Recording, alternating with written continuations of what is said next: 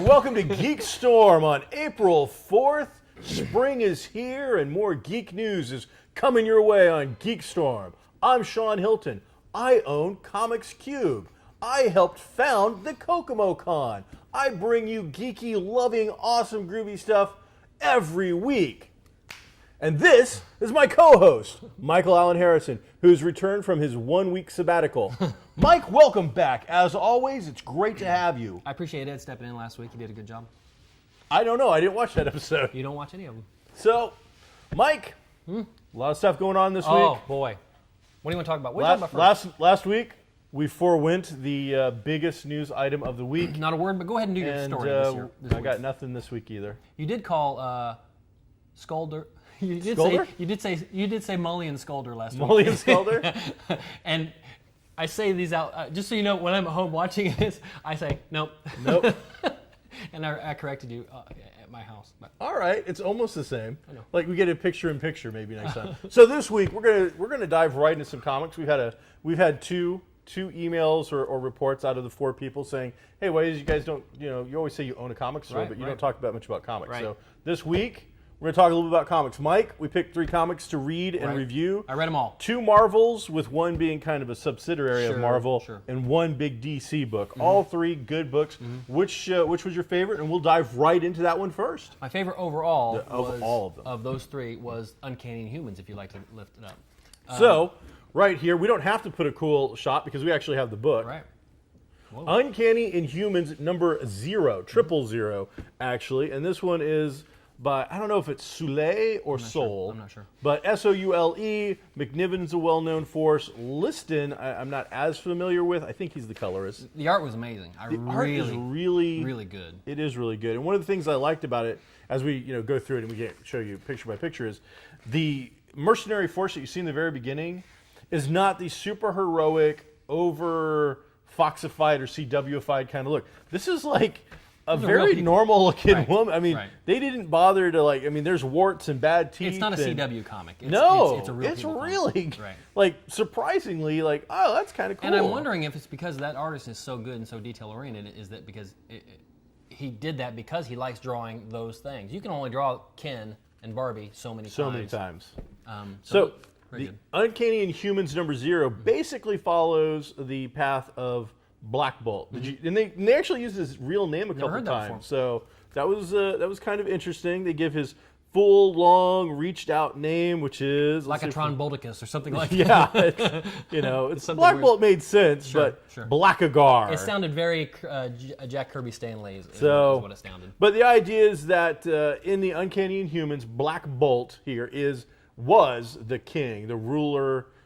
He was royalty. They actually have a royal family of the Inhumans. Right. And since the 60s, when they were first invented by Jack Kirby and Stan Lee, they have played a non-substantial part in the Marvel Universe. They've been hit or miss. Right. They've been dragged into storylines. The characters have been used in several different roles, from B characters to actually main eventing. I think Medusa, the wife of Black Bolt, was a member of the FF for a while. Sure. So, and his superpower is basically amplified speech. He is on a power level of the Hulk and Thor in the Marvel Universe, simply by ordering French fries. That's all he's got to do. He can't talk. He can talk, but if he whispers even the tiniest, it would blow that wall out. And so that lends itself to the fact that they're not, a mainstay in the Marvel Universe, and maybe will be. Or they've been recently. Blackwell has at least. They've recently had their own series. This is like the second series that they've had recently, and they've actually added the uncanny adjective. And the reason that we wanted to talk about this book was it also ties into the Agents of S.H.I.E.L.D., the thing that has been going on with Skye and Raina and is it Gordon? Who's the guy with the eyeballs and the teleporting? I don't know. He was big last night. All those guys, though, that have got these strange powers. are all Inhumans, Right. basically, is what they're trying to say. In this particular book, we see the fallout in the Marvel Universe. Basically, the Terra Mist, the thing that happened to Sky in that little thing with like the Reyna was the only survivor, happened to like the entire world. Like giant portions of continents were swathed or whatever in the mist. Okay. And so now anybody that had the Inhuman gene basically could mutate into their final form. Right. And so that's what's been going on is there's people in these cocoons and they've been there for a long time and people have been going around trying to get them because they're a commodity now. Right. So this follows his path. He's very first page or two, he's out trying to help people who have been hit with the mist and stopping basically mercenaries from taking these cocooned versions of them and selling them to the highest bidder. And then they go into some royal family troubles, and then he goes off to find his lost son with a big final confrontation with one of the Avengers' biggest villains of all time, Kang, the time-traveling conqueror. It was almost like a little bit of a Secret Wars preview, or Secret Wars, not preview, but kickoff point. That's the way I looked at it anyway. When Kang is looking at the timeline, he says it ends right here, and I don't know why, and something's going to happen. So that's very telling with the Marvel Universe and DC for that matter. But I really enjoyed it overall. I really enjoyed it. The other book, the Star Wars book, Kanan, was second only because I enjoyed it very much. But the final panel, the final give at the end, they can only do that once. That was a big deal. Everybody in the Star Wars arena knows what that Order 66 is, and they pull that off in the last page, last panel or so. Which made you like that, but you're not gonna be able to do that every week or every month. Star Wars Kanan, number one, is the first kind of more original. They've done a Star Wars book which follows the movies. They've done a Darth Vader book which takes place between Star Wars and Empire. Right. They've done a Princess Leia book that takes place directly after the first movie and deals with her and the destruction of Alderaan. Well, Kanan is the first one that goes out of continuity of that continuity. He is from the Rebels universe. He's the leader of the character from the cartoon Rebels. And you get one page of them doing like modern Rebels, whatever. They very Firefly-ish. And they mention Fulcrum. Right. They show the characters in amazing detail. This art is, it might be the best art. It's great. It's absolutely great. Stupendous art. But then after we do our one page of in continuity Rebels type stuff, it is an immediate flashback to him being a Padawan, which is something that has not been explored in the show at all yet. I think they've mentioned him being a Padawan, but you've seen nothing about it. They may have mentioned his master. I don't even know that they've ever used her name. I don't think. In this, we meet his master. We see him as a Padawan. We I'm learn. not sure it's a him.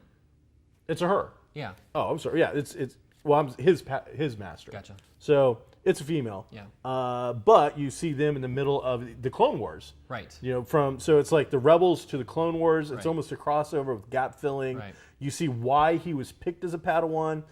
I think those other three books are great, and they're selling incredibly well. And Star Wars fans love the Star Wars book. Everybody's really digging on the Vader book, and the Princess Leia book is written by Mark Waid, and it's getting a lot of attention. But I know about Vader, and I know a lot about Leia, and I've seen 9 Star Wars movies. But here's a character, when they did this book, that actually gives me new characterization, things I didn't know, and things I want to know. And yes, I would say the nitpick at the end obviously is Order 66.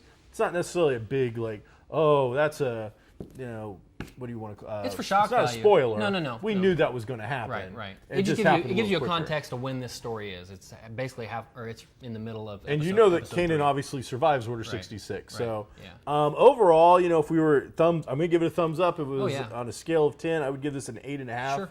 So I'd give Inhumans an 8.5 to a 9 as well. Just really, really well done. Marvel had 2 brand new books started this week, and I think both of them are great. Inhumans is great. You might want to know a little bit more about the Marvel Universe. This could be a good way to learn more in depth about the Marvel Universe because these characters aren't as well known. Kanan is great for anybody. It doesn't matter if you've never seen Rebels, you don't know much about Star Wars. None of that really matters. Having some in-depth knowledge of Star Wars would obviously help, but it's not necessary. Now, then we go on to DC's book Convergence, which is their biggest book of the year so far. Price-wise, $4.99, so it's a little bit more of an expensive book.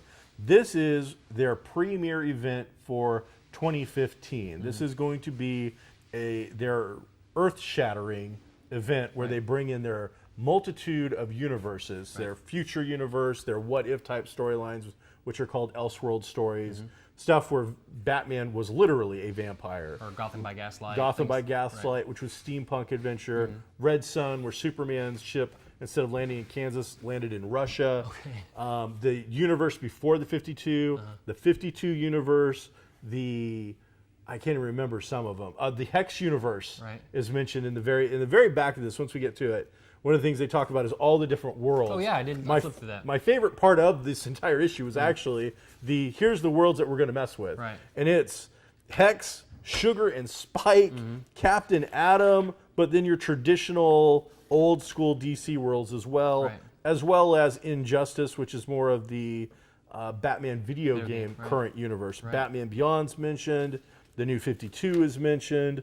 Flashpoint. Flashpoint is what led from the old DC universe to the New 52 universe and was used as that thing in the middle. So Convergence is their big book. They brought in their heavy hitters with it. Dan Jurgens, who's been writing for 20-some years, I want to say. Mostly Superman.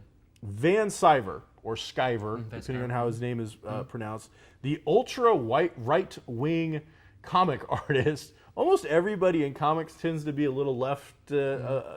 He is on Facebook. If you ever get a chance to check out Ethan Van Sciver, you need to friend or ghost his page a little bit, because he is very much as far to the right as you can get, which always surprises me with the people he works with.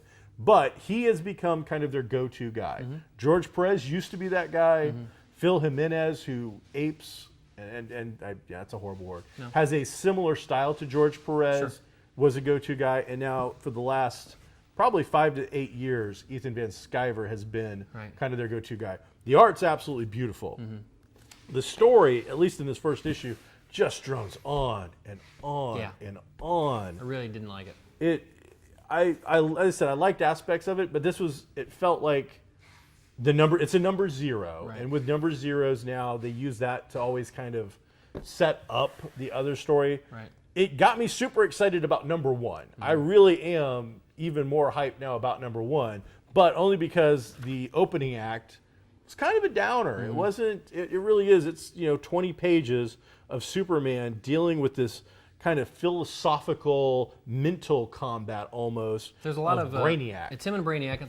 There's a whole lot of exposition by Brainiac. A whole lot of, this is everything that's happening for you, Superman. Oh yeah, and for you, all the readers. This is what's going on. This is what's in the future, and a whole lot of Superman. I don't understand. No, wait, I don't understand that. I don't understand this, and it's just an opportunity to throw flashes of some of the different worlds of what we're gonna get. Right. Yeah. So as I said, it's like the pre-show. It's the band that's going on before AC/DC or Metallica. Unless they're amazing, you just want them to get off stage so we can get to the meat and potatoes. It's really just an opportunity for DC to get number one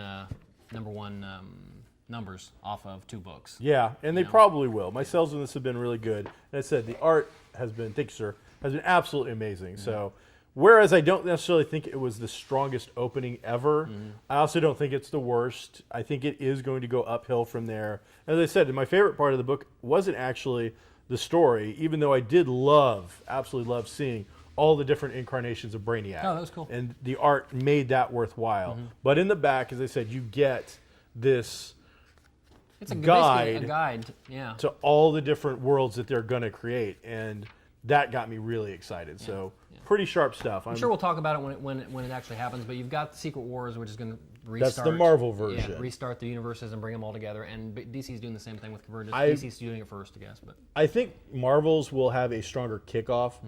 I think these guys are going with the slow burn. Marvel will kick in the doors and something big will happen, and it should be pretty interesting exciting. to see what they both do. So in movie news related to comic books this week, Ryan Reynolds, with the help of his good friend Mario Lopez, kicked off a April Fool's joke that included a crazy cool announcement that most comic book fans are going to love. Sure. Did you see it? I did, absolutely. Well, tell us about it. you didn't know everything that comes out on April Fool's is always suspect. You never know. I just turned my computer off pretty much that day. So a lot of grain of salt stuff, but it was basically set up as an interview, a remote interview. So For E, yeah, which is extra, which is a legitimate thing. And Mario Lopez, I believe, works for Extra. Yep. And the whole thing was very real. Yeah. So he's doing an interview. And Mario Lopez is talking about Deadpool and some of the filming and stuff like that, and it seemed like a pretty softball, extra kind of questions. Right, and they started talking about the rating because there's been a lot. I think obviously it's pre-planned. We know that now. Been a lot of talk on the internet about the fact that Deadpool is going to get a PG-13 rating, and it's obviously not a PG-13 book at all or character. Very violent, very in your face, but also very funny and all that. In the comics, they are able to pull off a PG-13 kind of vibe because of the way that you can set a comic book up with the panels and stuff done off screen. But he curses. Oh yeah. He kills everything. I mean, super violent, over the top, giant guns, knives, decapitations. I mean, he himself is like this messed up, completely screwball character who is always talking and cursing and swearing and eating chimichangas. But there's nothing worse than a big action movie with a lot of gunplay where it's all A-Team and G.I. Joe violence, where it's nobody actually gets shot, there's a lot of bullets flying by, you don't see or they get shot and then they get right back up in the next shot to show they only got winged or stuff like that. This will be very different. So anyway, during that promo, and you can see it on the, maybe we'll throw a link right here for it, you can see it that he starts pushing him a little bit. Oh, PG-13. This is Mario. PG-13 is going to be very family friendly. That's great, and that kind of sets Ryan Reynolds is backpedaling. Well, I wouldn't say family friendly. Yeah, it's not really going to be that way. So eventually they go back and forth, and one is pushing the other a little bit on the PG-13, and then all of a sudden, in the frame that you have Mario Lopez, you see Deadpool walk in his costume. I'm assuming it's Ryan Reynolds. The costume looked great, by the way. It looked great. It looked great. Absolutely amazing. I think he gets it with a TV or a monitor. He walks by him and disappears off screen, then comes back with what is a big version of our light diffuser kind of thing. Right. And then smashes him over the skull with it. Right, and then curses. Yeah. In character, curses Mario Lopez, and then does some of the stuff we've been talking about, and they admit that it's going to be a rated R. Rated R flick. So Marvel's first rated R movie. Marvel is making this Marvel movie, Light. but it's Fox and. Now this is not the Deadpool from the Wolverine movie. Absolutely not. They kind of mention that in the thing. They did have Deadpool in that Wolverine movie, but that is not the version of Deadpool we'll see on the screen. It's not a version of Deadpool anybody is familiar with. They basically just took the name and threw Ryan Reynolds in it. This is Deadpool. That costume is the best Deadpool. It's the best superhero. It's the best superhero costume I've ever seen. Right. Period, bar none. Batman with or without nipples, doesn't matter. Christopher Reeve in the original Superman suit, which I think was one of the greatest real applications. The Spider-Man suit, nothing looks straight out of... This looked better than the comic. I was like, holy cow. The detail is absolutely amazing. Yeah. So, stunning stuff. Yeah, I look forward to it. I really wasn't before because I've been on record as saying... I can't stand Deadpool at conventions. Oh yeah, he's annoying at conventions. Every time I see one at a convention, I say, "Hey, Spidey," and they really hate that, and so I get a little giggle out of it. But this looks really good. Ryan Reynolds is funny. He's super charismatic. He's this generation's Chevy Chase. He seems to be that guy that is constantly on the cusp of reaching A actor status, and then something happens. His agent gives him this role, or he chooses a role which takes him right back down to the middle of the pack of B status. So this could finally... Green Lantern should have got him there, but it was such not a good movie that it got him back into the B status. He's done several others. This should hopefully get him back to where he belongs and maybe finally help him reach that A status level. I don't know. He was great in that movie with Denzel Washington, whose name I can't remember right now. Denzel Washington? Denzel Washington and Ryan Reynolds. Oh, okay. He was great. He was great in that. And, all right, by the time they get to it, it won't matter. Okay. But he can act. He's a good actor. He's great at comedy, obviously. It's going to be good. But he hasn't been given a chance. In other Hollywood news, Avengers Ultron will be making its way to us in less than a month. Right. It is going to make a lot of money. It actually will make all the money. Fans are super excited. Whether it can beat Star Wars out, well, it will for this year. If we just count the money and cut if Star Wars comes out at Christmas time, and we cut it a month 20 worth of Star Wars, I got you. But the overall, we don't know that it'll work. So Safe House. Safe House was the movie. Thank you. was it a good movie? Very good. All right, I won't get off track yet, but okay. Yeah. I started it. So to help the Avengers Ultron movie make even more money, it has now been officially announced that the theatrical debut of the Star Wars trailer will appear in front of the Avengers. Right. What else do they need to do to make? I don't know. You know, Stan Lee will appear at every single theater and sign your ticket stub. It's like, I don't know what else that they can do to make this movie. The movie itself is getting all the press in the world, more press than actually some of us want. I've stopped watching. We don't want to have any There's more. always new clips, new footage, and I'm done. Then on top of that, you've got action figures, action figures / toys. You got all the stuff coming out. You've got everything. The movie posters revealed one at a time. Right. But now on top of it, you get what is the biggest trailer on the big screen that we want to see. Right. I mean, were you with us back in the day when the first thing we went over to Lafayette to see X-Wing? Was it Wing Commander to see that at? So, you know, Freddie Prinze Jr. If we go see an incredibly crap-filled fest of giant crap, Jesus, that was bad. It was such a bad movie. Just to see the green Lucasfilm. Just to see that. And everybody. We paid money to see that. So now you're going to put it on a movie that we all want to see anyway? Right. It's like win-win. DC's doing the same thing. They the last couple of days they said that the Superman versus Batman trailer is going to play at Mad Max.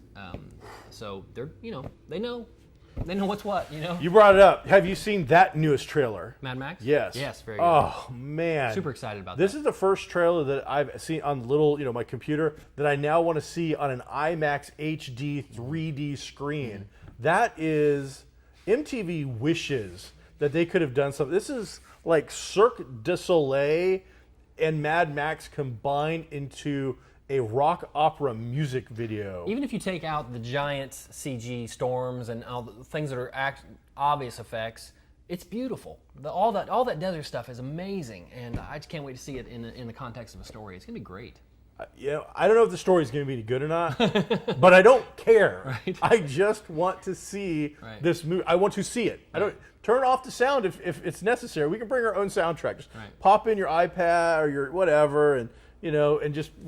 Now, is this the guy? Is this the guy that was in the Die Hard movie, or is this? No, this is the guy from Bane. Tom Hardy's in this? Yeah, Tom Hardy is Mad Max. Okay, I thought it was the guy the guy that was in Bruce Willis' son in the. I thought it was that guy. No. This is Mr. Wayne. Tom Hardy has turned. Give me 1 minute on that. Tom Hardy has turned into an amazing actor. That I really kind of wish he hadn't done Bane. I'm gonna be honest, because it will put a pox on his actual acting career. Oh, if you thought no, that was the Shia LaBeouf bootlegger. He was great movie. in that. He was great, but he shouldn't have done that. I'm just talking about the roles. Right. You can only do so much with a script that. Suicide Squad. Yeah, that'll be good too. But that'll be basically him being a comic book character. He's only set in a certain thing, but he was great in that Shia LaBeouf movie, the Lawless. Thank you very much. And he was great in this movie that I think I told you about, where it's just him sitting in a car. The entire movie is a camera on him sitting in a car. 99% of it is. There's an opening shot, and it's just him acting, talking on the phone, and it was really good. He's great. He's good. He's got chops. Mm-hmm. He's coming along. Well, good. I can't wait to see it then. So yeah, it looks really, really good. Mm-hmm. Hey, the UPS man's here with toys. Hey, let him in. Just a second. So, speaking of toys, the toy of the week at Kokomo Toys. Is that where we're at? We are filming live at Kokomo Toys is the DC Labbits. I think all filming is live, but go ahead. Labbits. This is the Cyborg Labbit. Oh. But in the series, you could get the Batman Labbit, the Bane Tom Hardy Labbit, maybe signed, I don't know. I don't think it is. The DC Comics Red Hood Labbit. Seems a bit violent for a child's toy, but go ahead. It's got a gun right there. Okay. The Superman Labbit and the Green Lantern Labbit. These are small collectible figures that appear to be in the form of a plastic rabbit with the skin of super famous DC characters and Cyborg. Wow. So That's great. You can find those at Kokomo Toys, which is open Monday through Saturday, 11 to 6, where you can pick up your finest and used and new toys, including your DC Labbits. If you haven't been to Kokomo Toys, you've never been to a toy store. Okay, it's awesome. Amen. Preach it, brother. All right. What's our time, producer man? Oh, we got a couple minutes left. What do you want? I mean, we had some other stuff. We'll talk very briefly about S.H.I.E.L.D. since we both talked about. We talk about these shows a lot. Best episode I've ever seen of that show. Yeah, it was really good.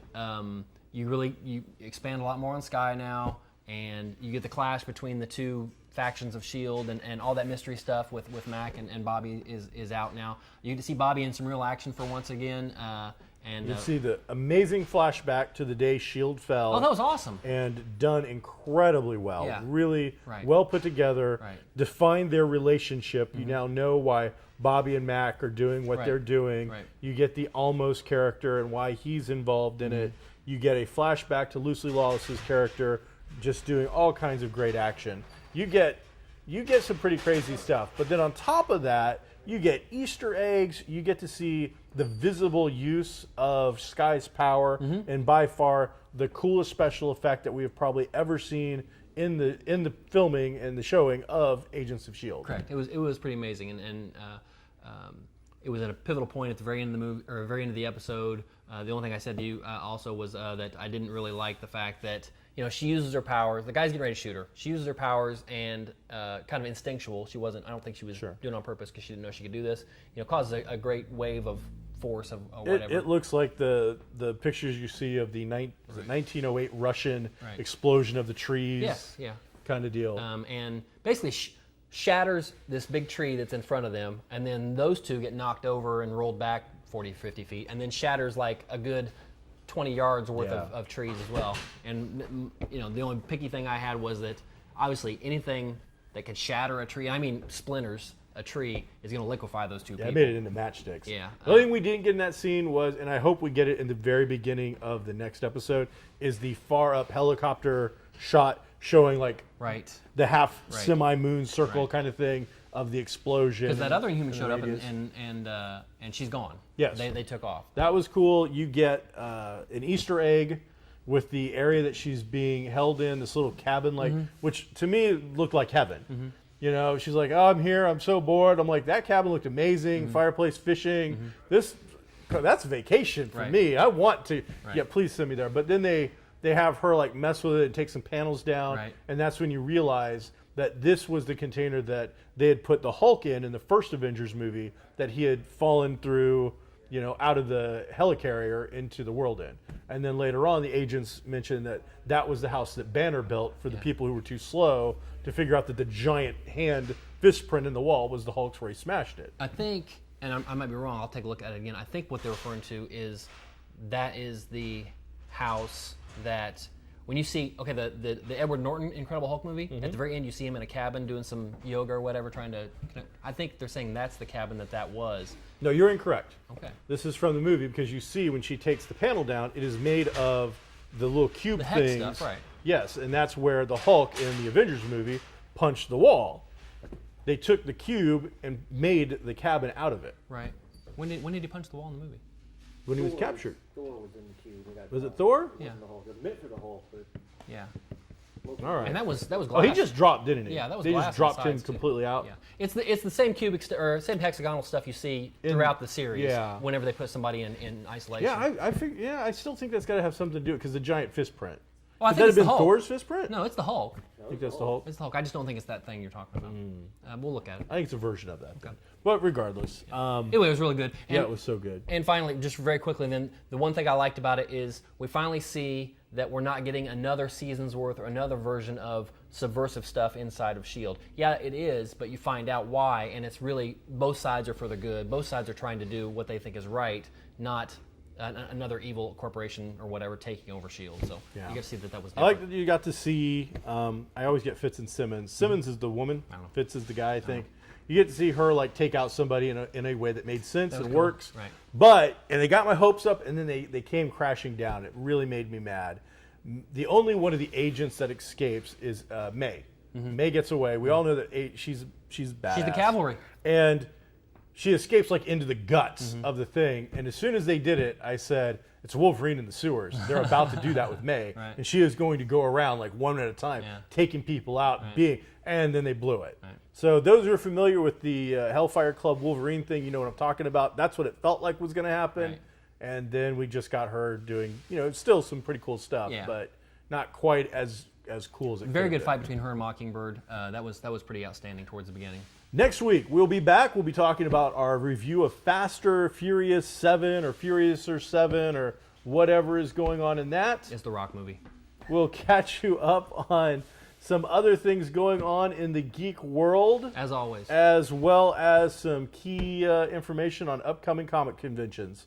Have a groovy day. I'm Sean Hilton. This is him, and we are GeekStorm. You have to suffer through the storm. What does that mean? That wasn't good. That'll work out. Be groovy, people.